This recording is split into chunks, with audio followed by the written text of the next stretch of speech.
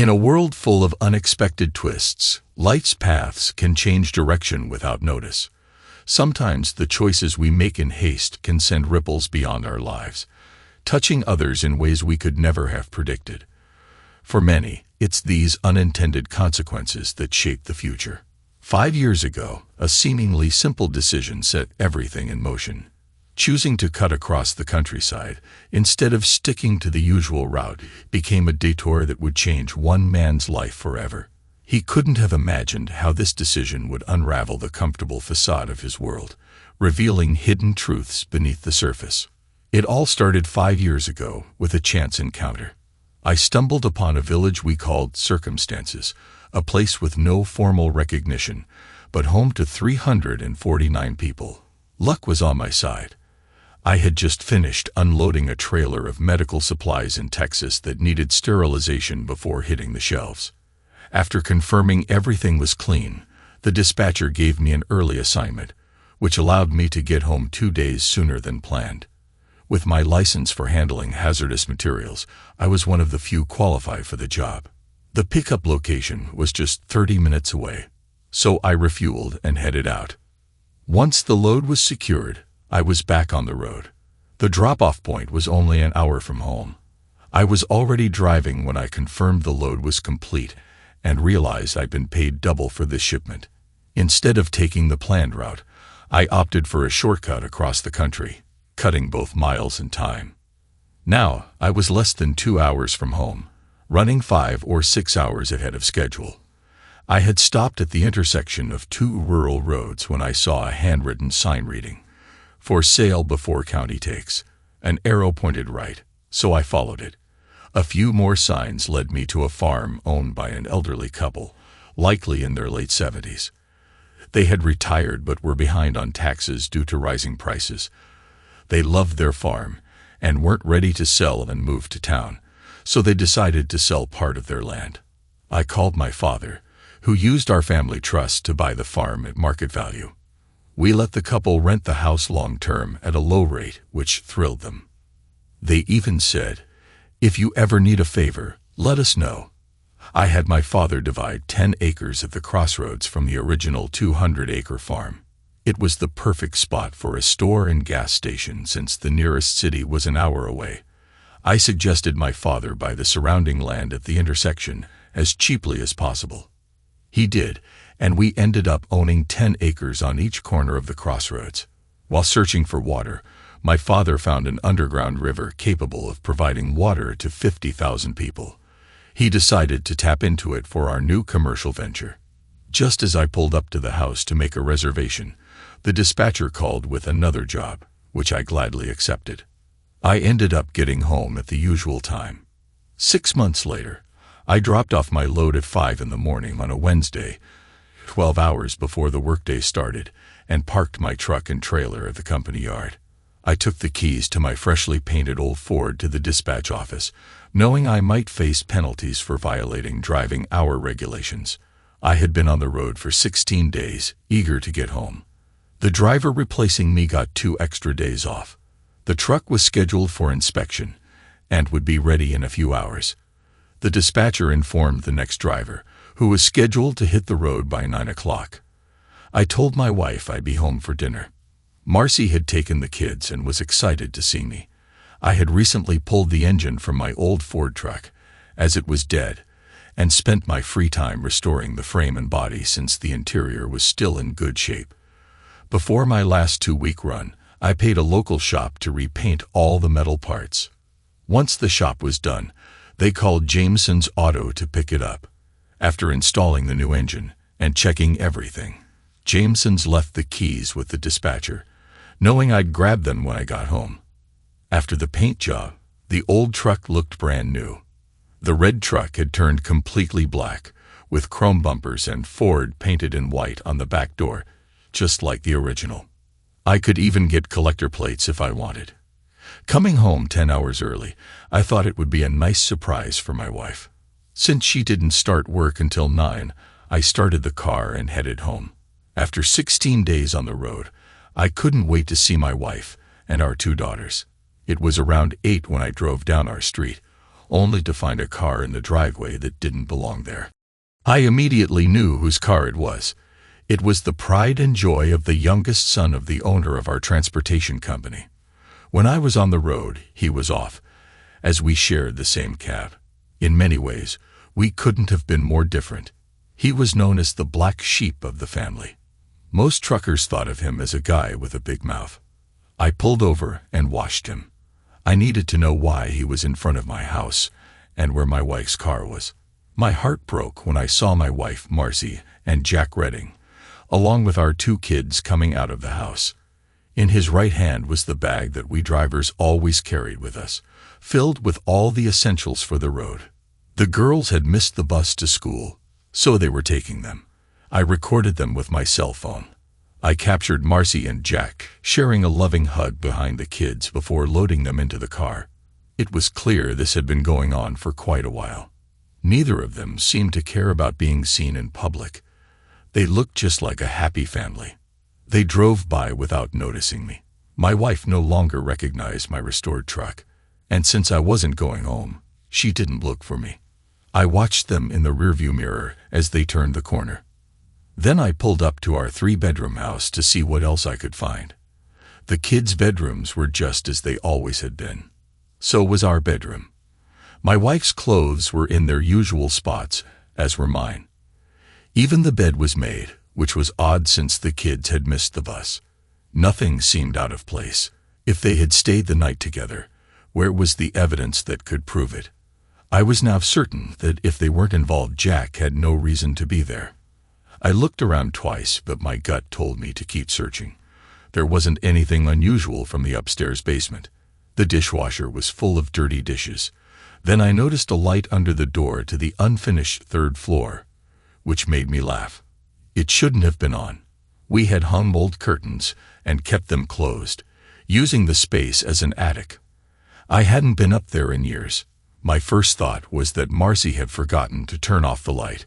Curiosity got the best of me, and I needed to know why there was light under the door.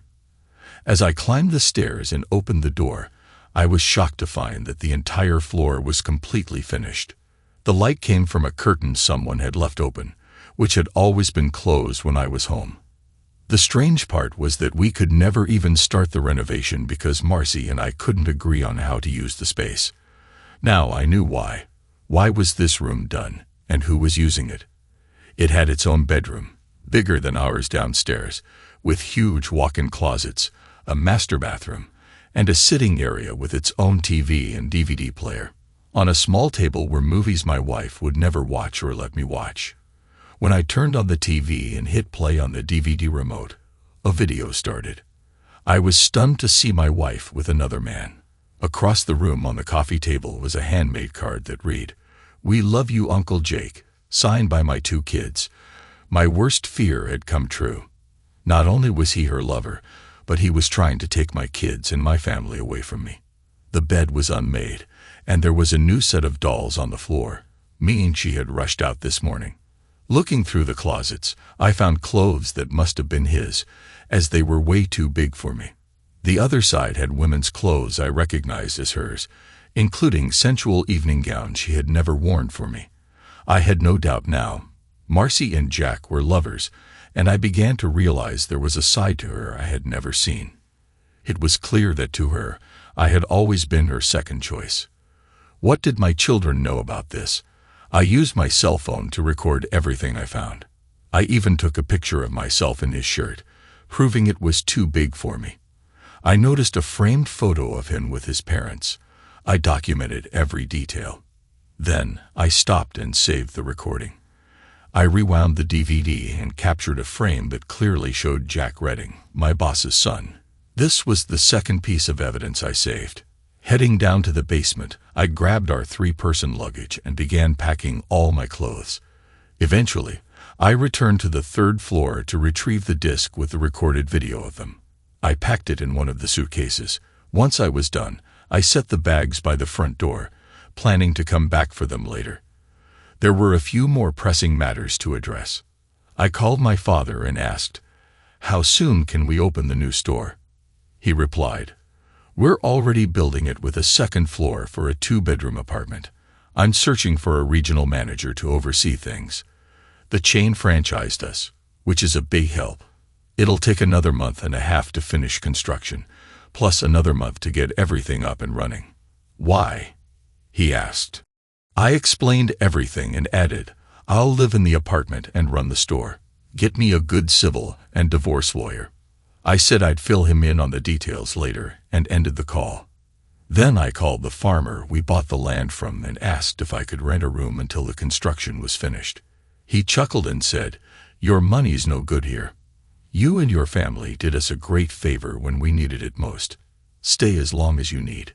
I insisted on paying, but he refused. No way, he said firmly. We owe you. Just come by, and we'll figure the rest out. I agreed to meet him the next morning at 10 and thanked him for his kindness. Next, I drove to the transportation center and went straight to my boss's office. As soon as I walked in, I said, I'm quitting, effective immediately. My boss, Jace Redding, looked confused and asked, What? Why? You've always been one of our most reliable drivers.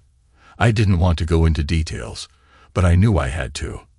I pulled out my phone and showed him the video I took on the 3rd floor of my house. Jace went pale. Where is this? He asked. That's my house. That's the 3rd floor that wasn't supposed to be finished, I replied, my voice trembling. I watched as disbelief and anger warred on his face. What the hell is this? He muttered, staring at the screen. I hit play again, and this time the video showed his son, Jack Redding, with Marcy. Jace, a devout Christian, sat there, stunned. When the video ended, he put his head in his hands and muttered, My God, that's disgusting. I cleared my throat and said, The woman in the video is Marcy, my wife. That's why I'm quitting because of what your son did. For a moment, Jace didn't speak. Then he looked up at me, his face full of regret. I had no idea, he whispered. I'm so sorry, Heath. I had no idea my son could do this. He paused, at a loss for words, then said, I'll have the accountant cut you a final check, and I'll add $10,000 as a bonus. Please don't tell anyone about this. Let me handle it. I nodded, but before I could leave, Jace asked, Are the children his? The question took me by surprise. They look like Marcy, but I don't think so. I doubt the affair has been going on that long, I replied softly, but you could ask Jack to take a DNA test. Jace looked devastated and said, I will. Please just don't say anything until I talk to him. He's my son, but I don't condone what he did. I don't know what to do. I stood there for a moment, unsure of what to say. Finally, I nodded and said, I'm sorry to, but I have to go. I need to get custody of my daughters. That's my priority. As I turned to leave, Jace called after me. When Jack gets back in 2 weeks, he's gone. I've heard rumors about his affairs, but I never had proof until now. I never thought it would be with one of my employees' wives. I left Jace's office with a heavy heart, feeling a mix of relief and anger. The whole situation had spiraled out of control so fast, and I knew there was still so much more to handle. Despite wanting to escape it all, I knew I had to face what was coming. After cashing my check, emptying our joint accounts, and paying the bill at Jameson's Auto, I drove to my daughter's elementary school. I asked to speak with the school counselor, Ms. Connors. After explaining the situation, she agreed to bring my daughters out of class so we could talk. When they saw me, their faces lit up with excitement, but their joy quickly faded when they noticed how serious I was. I began, Girls, I need to talk to you about something important. They looked at me, confused. Miss Connors was about to leave, but I stopped her. It's best if you stayed, I said. I don't want anyone thinking I'm manipulating this. Linda, my eldest, asked first, What's going on, Dad? Taking a deep breath, I said, I want to know who Uncle Jack is and how long he's been staying with you. Linda and Lauren exchanged nervous glances before Linda answered. He's a cousin of Mom's, she said cautiously. He moved back here a few years ago. How long has he been living in our house? I asked. The girls hesitated. He's been renting the upstairs apartment for 3 years, Lauren replied quietly. Mom said it was a surprise for you. We didn't know you didn't know. Their words hit hard. Girls, you need to understand, I said, trying to keep calm. Uncle Jack isn't a cousin. He's been living with your mother because they're having an affair. Linda and Lauren turned pale as the truth settled in. What? Linda whispered. But Mom told us. I shook my head. I'm sorry, but it's true. That's why I'm divorcing her. Miss Connors, who had been quietly watching, stepped forward. Girls, your father is telling the truth. I'd seen this before, and I'll be here to help you through it. Lauren began to cry, and Linda hugged her. Watching them try to understand shattered me all over again. Dad, what's going to happen to us? Linda asked, her voice trembling. I knelt down, holding their hands. I'm going to fight for custody, I said. But until I find a new job and get things in order, you'll have to stay with your mom. I'm sorry, but that's how it has to be for now. They nodded, tears streaming down their faces. I kissed them both on the forehead and watched as they returned to class. Miss Connors gave me her number, saying, Have your lawyer call me. I'll testify about today. I thanked her and left the school, overwhelmed with sadness and anger. This wasn't how I imagined my life, but there was no turning back now. On the way home, I stopped at a flower shop and asked for a bouquet of dead flowers. The florist looked at me strangely, so I explained it was a gag gift. She laughed and pulled some wilted stems from the trash. Will these work? She asked. I smiled. Perfect. After they wrapped the flowers, I headed back to the house. I placed the bouquet on the bed along with the card from my daughters that said, We love you, Uncle Jake, and a baby doll I had cut up with Marcy's sewing scissors. Then I loaded my tools onto the truck bed, covering them with a tarp. The tools were worth a small fortune. I tossed the suitcases into the truck and tied everything down securely. As I was finishing up, my neighbor, John Zexsmith, came over and said, I guess you didn't know about Marcy's second husband, huh? I looked at him, confused. Second husband. In a common law marriage, John explained. It's been going on for at least 3 years. We all thought you knew. We assumed you and Jack had some kind of arrangement. My blood ran cold. No, I didn't know, I said softly. I just found out today. We talked a while longer, and John suggested I move my truck to his garage to keep an eye on the house. I agreed, and as night fell, I watched from John's garage as my wife of 13 years pulled into the driveway. She had no idea what was waiting for her inside. Through binoculars, I watched Marcy go straight to the bedroom. She smiled at the bouquet of dead flowers, thinking they were from Jack. But her smile faded when she picked up the card for Uncle Jack and saw the baby doll in pieces on the bed. Her face turned pale as panic set in. She opened the box of dead flowers, and when the smell hit her, she recoiled, looking like she was about to be sick. I could see her trying to make sense of it all, still unaware that I knew everything. Just then, my daughters got off the school bus and walked to the front door.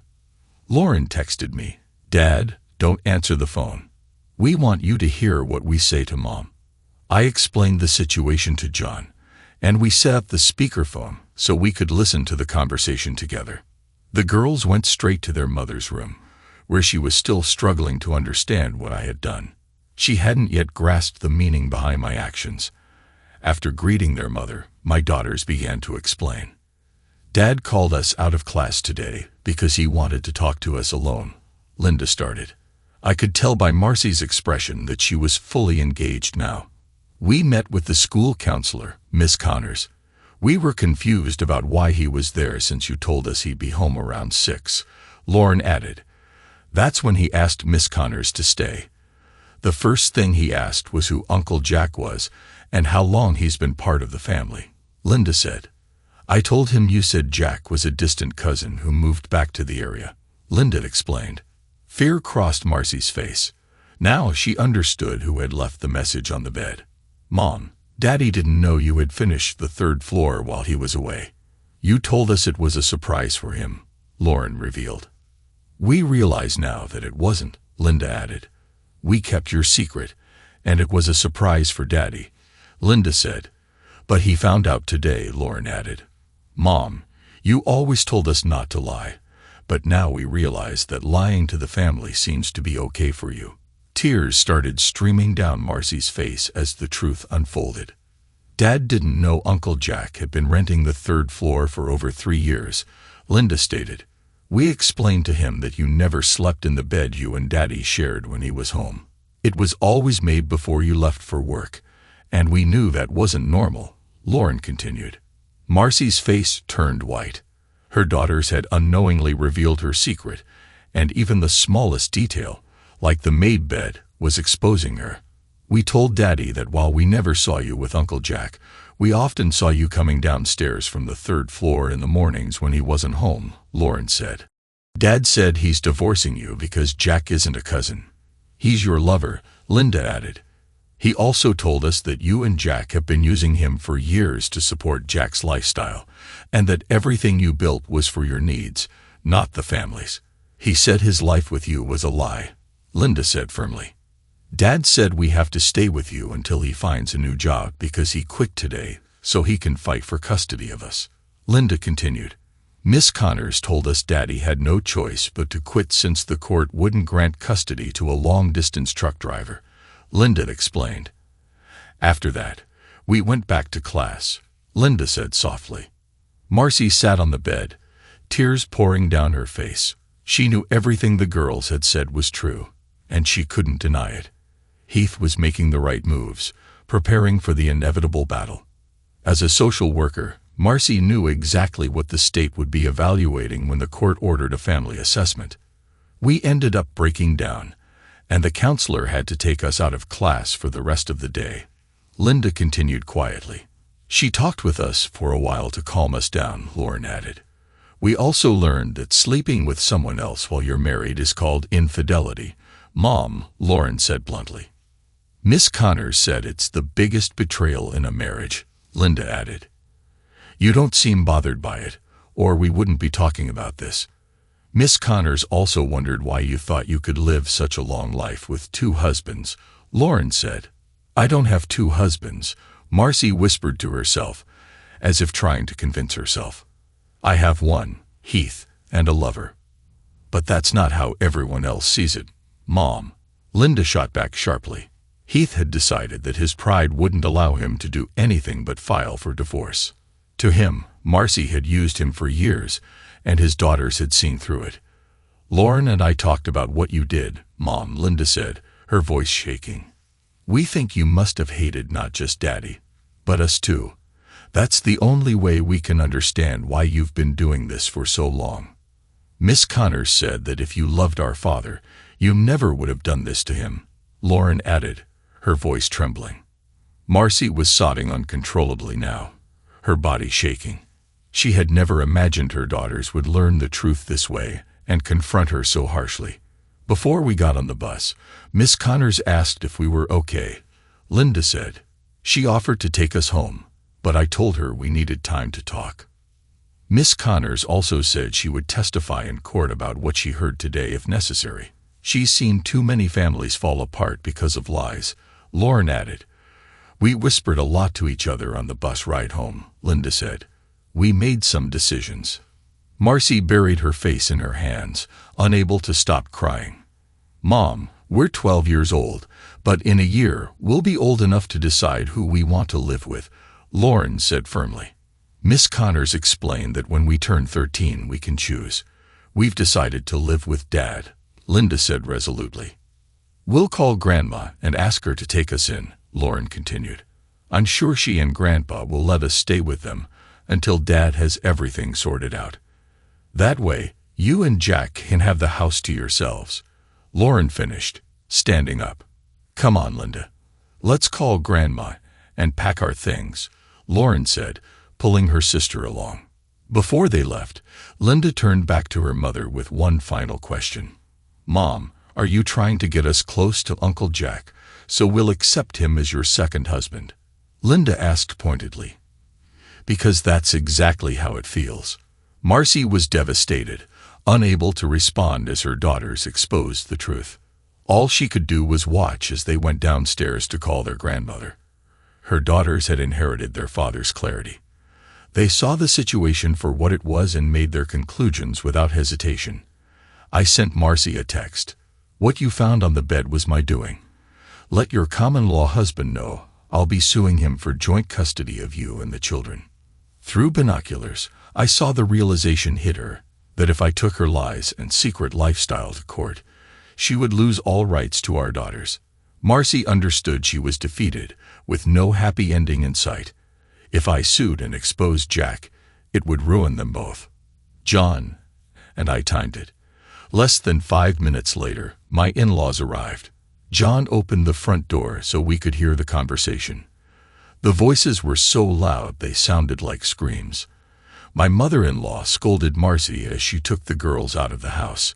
But it was my father-in-law who put things into perspective. "Since you've cut Heath out, once things settle with Jack, you'll be looking for another long-distance driver to replace him," my father-in-law said angrily. "Jack has already shown he thinks so little of you that he lets you share yourself with others. Your behavior makes it clear that one man will never be enough for you." John and I could see Marcy was crushed by her father's words, crying so hard she couldn't speak. "We'll contact Child Services tomorrow to figure out the next steps," said Marcy's mother.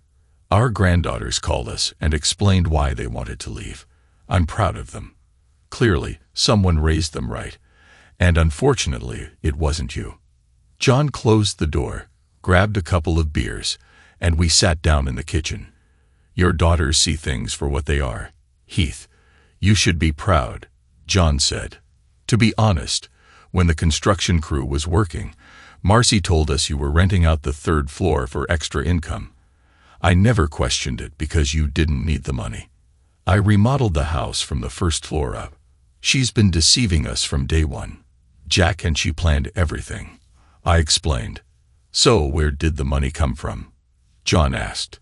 "We haven't received any rent. My guess is Jack used his trust fund to pay for it," I replied. I took out my phone and sent a text to Marcy. "John, let me know when you find Marcy. I have a message I need to send, and I want to know what her response will be." A few minutes later, John said, "I found her. She's in the bedroom, and she seems calmer now." I sent the message I had planned. The text read, "Hey ho, just a heads up. Jace Redding wants to know if Linda and Lauren are mine or Jack's. He's planning to sue to find out." "Oh my God, she's lost it," John said. She threw the phone at the wall. Now she's lying face down on the bed, crying hysterically. John walked back to the kitchen with a smile. "What did you say to her?" "I just asked if Jace and I needed to know if Linda and Lauren were Jack's or mine," I replied. Jace had told me rumors had been circulating for years that his son was having an affair with a married woman, so I asked a question that everyone wants answered. John's face turned pale. He knew Jace's reputation. Jace would go to the Supreme Court if he had to get the truth. After half an hour, I asked John to check on Marcy again. She was sitting on the couch in the living room. I sent her a 5-minute clip of her with Jack taken from the TV. It showed everything, ending with Jack's face. The message read, "Who filmed this?" I followed up with a note saying I had picked up the CD, and maybe I'd find out once I watched it. John checked on her again and said, "Marcy's in a bad way. I don't know what you sent, but she threw up all over the living room carpet." By 5 a.m., John had sent out the message I'd written the day before to all of our contacts, friends, and enemies alike. The message read, "This is what I showed Jace Redding when he asked why I had to leave." The second video, filmed in the same room as the bedroom, had been recorded with someone else's help. Neighbors openly said Jack Redding was Marcy's second husband. Marcy had even told them I agreed to this arrangement. That was a lie. A lie I'd only found out yesterday and planned to file for divorce and sue Jack. It wasn't a good start to the day for most people. I pulled into a truck stop just outside of town, ordered a trucker's breakfast, and sat down to eat from my booth. I could see my truck parked outside. "I'm sorry, Heath.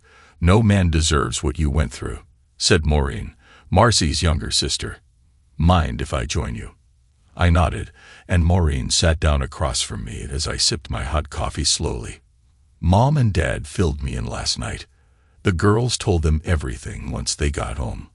We were all shocked," Maureen explained. "Just so you know, if you change your phone number, please let us know so we don't give it to Marcy by mistake." "The number will stay the same, Maureen," I replied. I was planning to quit my job in a couple of months anyway, so I could be home in the evenings as my girls start their teenage years. What was my sister thinking? Maureen burst out. "There's no way you'd ever agree to Marcy having a second husband." "We may never know," I responded. "Maybe it started as a friendship, but it ended up crossing a line. From what I gather, it's been going on longer than the 3 years we've heard." "What do you mean?" Maureen asked. When I told Jace Redding why I was leaving, he mentioned rumors about his youngest son being involved with a married woman for years. He even asked if Linda and Lauren were Jack's. "Oh God, who else knows?" she asked, her face full of concern. I opened up Marcy's text messages and showed her what I had sent the night before and again that morning. After reading them, Maureen wiped tears from her eyes. What she thought was bad had turned out to be even worse. "Based on the video, there may have been a third person involved in their relationship," I said. "By the end of the day, everyone will know. Jace is likely going to make this public, searching for the truth. It could turn out that both kids are mine, or Jack's, or possibly neither of us." I paused, reflecting. Now I'm wondering if the person who shot the video was a man or a woman. Maureen noticed the tears in my eyes and stood up, taking my hand. We didn't say a word until the waitress came to take our order, and I eventually let go of Maureen's hand to eat. Heath and Marcy had married at 19. She was the youngest bridesmaid, and even back then, she was in love with him. To her, Heath was handsome and admirable, and even now she felt the same. Heath worked as a long-distance trucker to support her while she pursued her university degree. When she graduated, she had multiple job offers, but she chose the one in her hometown. Maureen realized it was because of Jack, her first love, whom their parents had never approved of. Maureen observed Heath closely, sensing he couldn't fully process everything yet. Still, whenever Heath was home, he dedicated much of his free time to the family. Maureen had always admired Heath. He was honest, treated her as an equal, and had always been there when she needed advice. Heath had a way of turning big problems into manageable ones, and it wasn't hard for Maureen to fall in love with him. Every man she'd met since then had fallen short of the standard Heath had set. Though her parents urged her to marry, Maureen couldn't tell them she had always loved Heath. He was loyal and never looked at another woman. But now she was determined to find a way to keep him in her life. When the time was right, she would show him he had married the wrong sister. "Heath, have you figured out where you're going to live?" Maureen asked, breaking the silence. Linda and Lauren asked Mom and Dad to take them in. "They're angry and upset, but they're proud of me," Maureen continued. "The girls told our parents they would tell the court they want to live with you. Mom and Dad have explained that you're doing the right thing for the long term. I can bring them to see you on weekends if you'd like." I opened my notes and handed her the farm's address. "My father and I are building a bar and store next to the place. I'll be staying with the tenant on the farm we own. I'll check with them, but we're also building a 2-bedroom apartment where I'll live." "Why there?" Maureen asked, curious. "We have 10 acres on either side of the intersection. After we develop it, we'll subdivide it into 3/4-acre lots. There's nothing nearby, so the store will be a convenient attraction." "How did you find it?" she asked. "I was driving across the country to save time," I explained. "Traffic was bad, so I noticed a 4-way stop and followed it. The area has enough traffic to support a business." After we finished eating, I picked up the check. Maureen leaned over and kissed me on the cheek, as she always did, making me smile. "Don't forget, Heath," Maureen said. "A lot of us have always loved you for who you are." While driving, I called my dad and told him everything. He promised to find me a top divorce lawyer. I tracked the 75-mile drive and arrived at the construction site just after 8:30. I smiled, knowing my dad was building a big project: 8 pumps for cars and small trucks, and 2 for large trucks. The pits were dug and blocks for the leak system were already in place. Construction on the floor and concrete for steel supports had also started. I walked into the trailer and saw the project, which was similar to others except for the 24-square-foot apartment on top. A sign my dad saw the neighborhood's potential. 2 hours later, I left for the farm where Bill Robinson greeted me. He admired my restored Ford truck, recalling the days when weight and solid metal were key. "Mrs. is serving lunch, and I was told to stop by," Bill said. His wife, Betty, made a farmer's lunch, and she was thrilled by how much I ate. I helped clean up, and she noticed I wasn't wearing my wedding ring. By the time we finished, she had coffee ready. I spent the next 2 hours telling them about the last couple of days. Bill mentioned that the girls and their aunt would be welcome to stay, saying, "It'd be nice to have young folks around again." Later, I wrote to Maureen, telling her she could visit every Friday night. She replied, "It's a date." Thursday afternoon, I reviewed a video on my laptop, but no faces appeared. Using my phone, I sent everything, including Miss Connor's contact info, to my dad. I asked him to have Jack served and told him Marcy could be served at the social services office. Out of spite, I even sent a video from the disc and texted Marcy. The other women did better in the video. Nothing special here. Maureen, a tax major, laughed as the girls texted their dad every 10 to 15 minutes. The 75-mile drive flew by.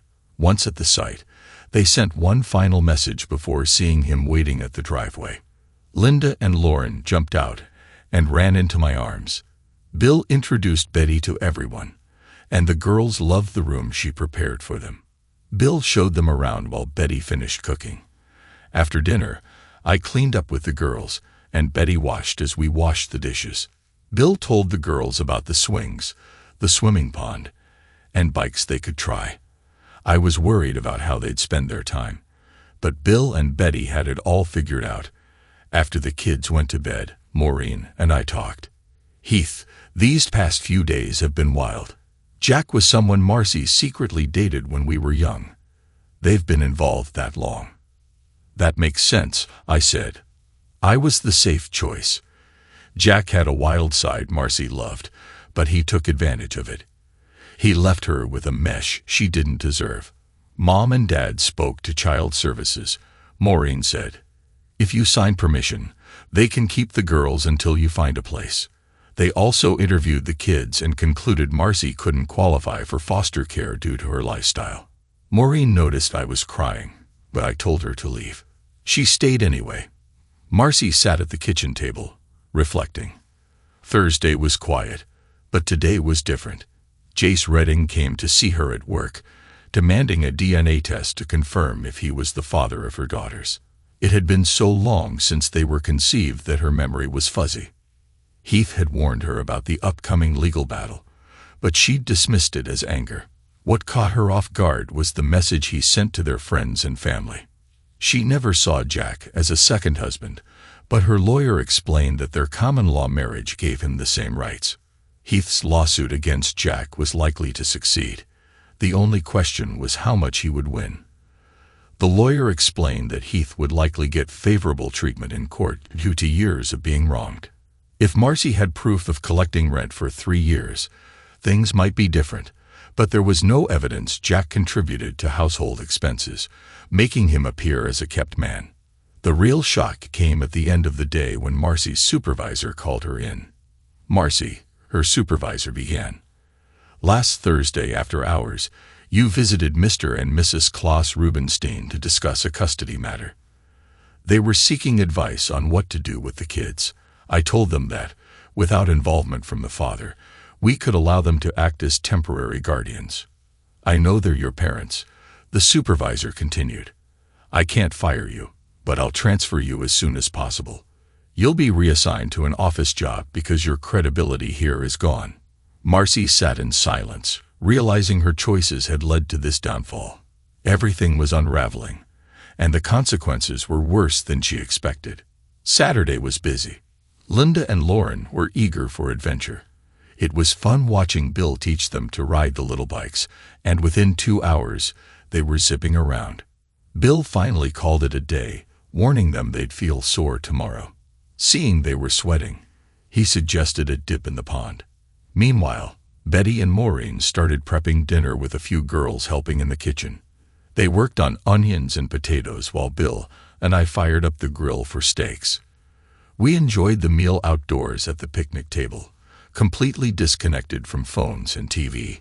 The twins, exhausted from the day, went to bed early while the rest of us played cards and drank beer into the evening.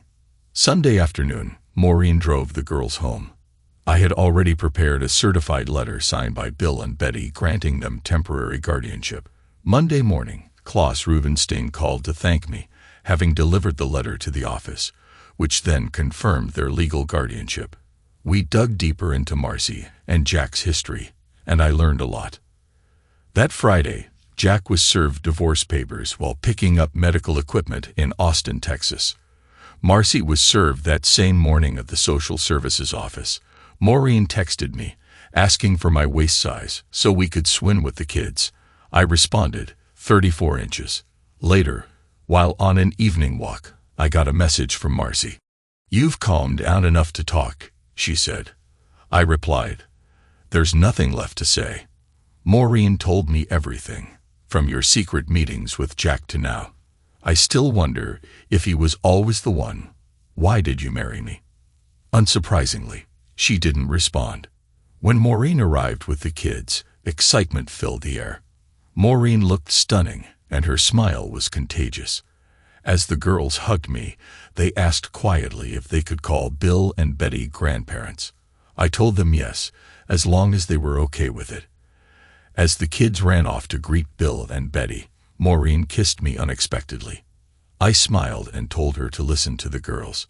We turned toward them, and Lauren asked, "Can we call you grandparents?" Linda added, "Is that okay?" Bill and Betty were thrilled, and Betty's tears flowed. We later learned she and Bill couldn't have children, and hearing my daughters call them grandparents was something she thought she'd never experience. After dinner, I told Maureen that both Marcy and Jack had been officially served. I showed her Marcy's last message in my response. "You know my sister can't admit her actions," Maureen said quietly. "She'd have to face the truth about herself." "Enough about her," I said. "When are you going to find a man who loves you the way you deserve?" Maureen smiled. "I've already found him, but getting him to realize it is the challenge." The next morning, Bill and I were up early, enjoying coffee outside. "Heath," Bill began, "Betty is my second wife. My first did to me what Marcy did to you." I was surprised. "Why tell me this?" "Don't let your anger blind you to what's right in front of you," he said. "Maureen's been by your side all along. When you're ready, ask yourself why." I started to understand. Could Maureen want more than friendship? "Bill, how did you know Betty was interested in you?" I asked. He chuckled. "A cast iron skillet. She caught a girl flirting with me and didn't like it. We didn't have kids, so we fostered children for a while." Our conversation ended as the family woke up. The twins spent hours on the motorcycles before Bill called for a break. "Enough, girls, take a swim in the pond." Betty and Maureen brought out chairs, and we watched as the girls played with a beach ball in the water. Later, as we headed inside, Betty grinned at Maureen. "Things are working out the way you hoped." Maureen blushed. "Not yet, but I'm working on it," she replied with a wink. Bill laughed, telling the twins the story of how he and Betty met. After dinner, the twins went to bed early, worn out from the day. I relaxed on the porch swing when Maureen joined me. Without a word, I put my arm around her, and she leaned in. "Mom figured it out," Maureen said softly. "Figured what out?" I asked. that I'm happier than I've been in years. I couldn't hide it when I took the twins home." "How did she take it?" "She asked if something was happening between us," Maureen said. "I told her not yet, but then she asked how long I've been in love with you." "How long?" "Since the summer you married Marcy," she admitted quietly. "That long?" I was shocked, and I never noticed. "I expected a lecture," Maureen said. "But instead, she said if it works out, she'll get Dad on board." I smiled. "Seems like your mom's rooting for you." Maureen laughed. "She's thankful her sister threw my dad out every day." On Sunday, I kissed Maureen goodbye. As I was leaving, Lauren and Linda whispered, and then Lauren spoke up. "Dad, Aunt Maureen has loved you for years," she said. Linda added, "It took what Mom did for you to realize it." I was stunned by their insight. As Maureen drove away, I stood there thinking about their words. Bill came up beside me. "Let's take a walk," he said. We crossed a small bridge to a beautiful piece of land. Bill gestured toward it. This would be the perfect spot for a house. Lauren and Linda could come whenever they wanted, maybe even ride horses. I raised an eyebrow. Whose idea was that? Betty's and Maureen's. Bill chuckled. "They'll pitch it to you next week on Linda and Lauren." Klaus was shocked when I explained the paternity issue. He had assumed Marcy had just been with Jack for the past 3 years. Jace, enraged after learning the truth, confronted his daughter at social services, telling her, "As far as I'm concerned, you're dead to me." Later, my mother-in-law informed me that Miss Connors had given a notarized statement for my attorney and that Jack would be back in town on Wednesday. She suggested I stay with them, but I decided to stay with John Zexsmith instead. Bill offered me his car to stay incognito, and I lent him my truck for the day. Tuesday evening, I arrived at John's house, and he handed me binoculars, revealing that Jack's older brother had been regularly visiting Marcy's house. I then called Jace and asked him to come over, telling him he needed to see something. When he arrived, I gave him the key to my house and told him to check the 3rd floor. Moments later, we heard fire. John and I immediately called emergency. When the police arrived, we watched as Jack was led away in handcuffs, and Jace was carried out on a stretcher, having been shot in the shoulder. Jack had fired, mistaking Jace for a burglar. The scene was surreal. Marcy, now fully dressed, was taken away in handcuffs, her face pale with shame. John shook his head in disbelief. "Can you believe she was involved with both brothers?" I sighed. I knew there was someone else, but not this. John added, "Jace didn't deserve this. None of them did." By the end of the night, Jace was in an ambulance, and Jack faced attempted manslaughter charges. I was left torn between satisfaction and sorrow. The next morning, I visited Klaus, who was already on his porch with coffee.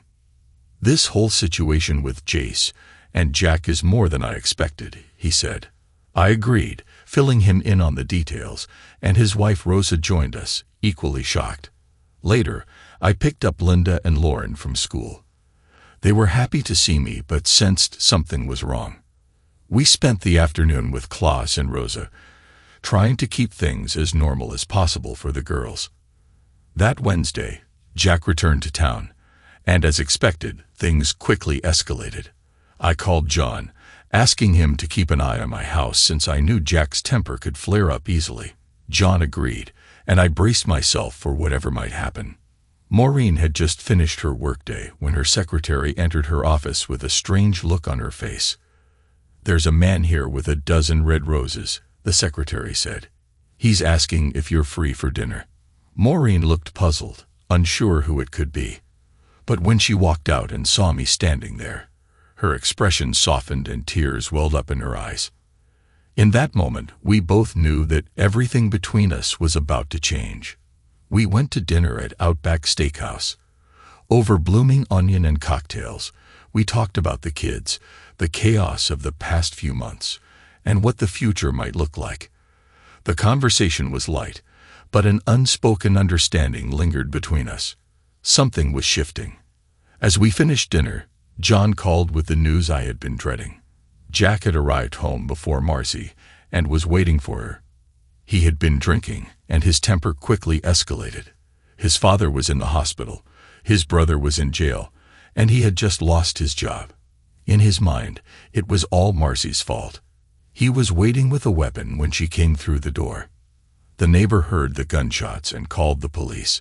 Marcy was rushed to the hospital in critical condition. The news hit me hard, and I told Maureen, who immediately called her parents. We rushed to the hospital, but 6 hours later we were told that Marcy had died on the operating table. The internal bleeding was too severe, and the doctors couldn't save her. Breaking the news to Linda and Lauren was the hardest thing I've ever done. Klaus and I agreed to keep the casket closed for the funeral. The girls were heartbroken, and it was clear how much the loss weighed on them. As we stood watching the burial, Klaus pulled me aside. "Heathen, there is no relationship between Jace Redding and the girls," he said gently. "But more importantly, how long has Maureen been in love with you?" I was caught off guard. "According to your wife, since the summer Marcy and I got married," I replied. Klaus smiled softly. "Did she also tell you her sister left me over 35 years ago? I'm grateful for that every single day. If things work out with you and Maureen, you have my full support." It was at that moment that I began to see the light at the end of the tunnel. It wasn't the end of my life, but the beginning of something new. The weight of the past still lingered, but I felt lighter, knowing there was a future worth rebuilding. 5 years have passed since then. I watch Linda and Lauren wait for the bus every morning, their faces bright and full of life. Maureen, now my wife, is busy with our 2 preschoolers. Bill and Betty have become their honorary grandparents, and the gas station and store Bill and I built have become the heart of our little village. The business flourished, and we even got our own post office. On warm days, I walk to work from the house we built by the pond. Jace Redding and his wife often visit. His oldest son's ex-wife lives in the village with their kids, and they've become part of our extended family. Jack was sentenced to 10 to 25 years for involuntary manslaughter. Jason eventually had his sentence reduced to a misdemeanor. Although the scars remain, life has moved on. As for the name of our village, it came from a sign Bill made that read, "We're all here because of circumstances," which he posted at the 4 corners of the intersection where the town began. The name stuck, and that's how our little village was born, out of the wreckage of the past, but filled with hope for what lies ahead. Thanks to everyone who took the time to listen to today's stories. If you enjoyed it, please consider liking and subscribing if you haven't already. Feel free to share your thoughts on the events in the comments below. Take care.